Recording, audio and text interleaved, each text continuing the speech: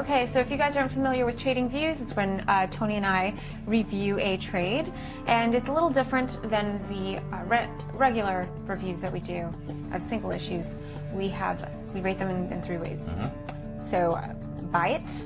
It was awesome. Borrow it. That's pretty good.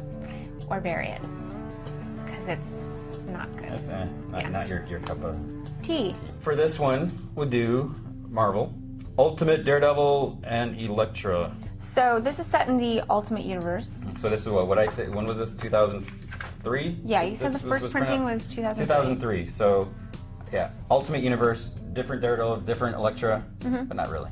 Not really. That's okay. Greg Rucka writing, which is really cool. Yeah. I don't know if you know. I really like Greg Rucka. Do you? I respect. He's done some good stuff. Yeah. Salvador LaRocca. I really like Salvador LaRocca. So this is cool. So that's why I will say right now, this is not the most spectacular story, but just because it's Rucka and LaRocca, I thought we should talk about that. Rucka and LaRocca. Sounds good. Now, and I'll say right now, my other main issue with this, it's not very ultimate-y. Why? Because it's not written by Mark Millar? Or Bendis? No, I mean, because a lot of times with the ultimate stuff it's not like almost identical to the regular Marvel stuff. Usually there's like some big crazy twists that separate it. They're very different though. But you don't think so? They are and they're not. I mean, it's just, what is your rating? My rating is, I'm so stuck between buy and borrow. I'm somewhere in the middle. Okay. We don't have a middle, so you gotta. I know. Well, the price tag is what? Well, at the time this was $11.99. I don't know what it's going for now. I imagine this is a compilation of four issues. 4 issues plus you get Daredevil #9 by David Mack and Joe Quesada penciling. Which I didn't like. Echo. When Echo was first introduced. I didn't like it. I don't like it so much either.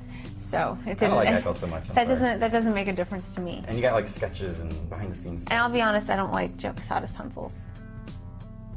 You heard it here, folks. Sorry. Okay, so rating. So I guess because of the price tag, and I did like the main story, and I think that Rucka dealt with a lot of serious issues in a really, really good way. It was very eloquently done, and he doesn't.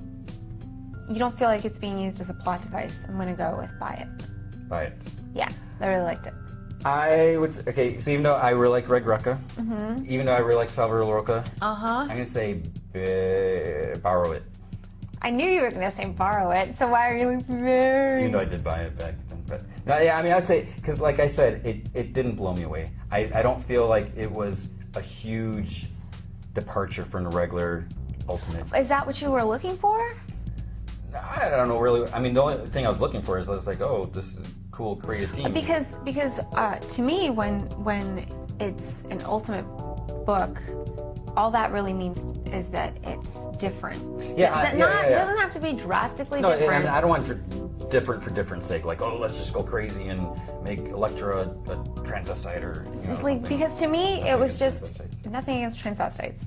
Because to me it was simply an Elektra Daredevil story, an Elektra Daredevil origin story that Greg Rucka wanted to tell, and that's it. But it's very, very Greg Rucka. I mean, seriously, and it was.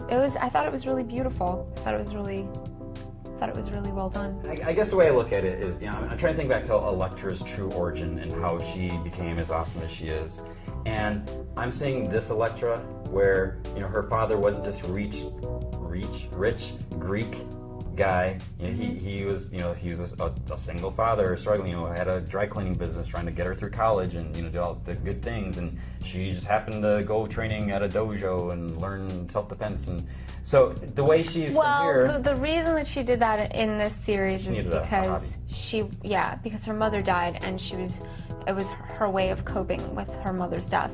So I thought that was good. I mean, I think it's nice. I guess what I'm looking at is, because I actually read this after, I don't know which came out first sequentially in our timeline, not their timeline, but in Ultimate Spider-Man, when she made her appearance, she was working for the Kingpin. So she was in assassin mode. She was right. So I'm looking at this Elektra compared to that Elektra, and they almost don't feel like they're the same characters. We've seen that before. There's been some discrepancies with the way Elektra or the Ultimate characters are drawn, and when you see them again. So I don't know. I don't feel like this daughter who lost her mom and was throwing herself into the she doesn't quite feel like, they don't feel like the same Elektra character. This is set on a college campus, and they deal with a lot of issues that happen in college. Yep. When I was in college, this kind of stuff, you'd hear about it all the time. Unfortunately. And this was her way of taking matters into her own hands. Someone that got hurt, that was friends with her, she wants to sort of avenge their issue, their problem, which I won't.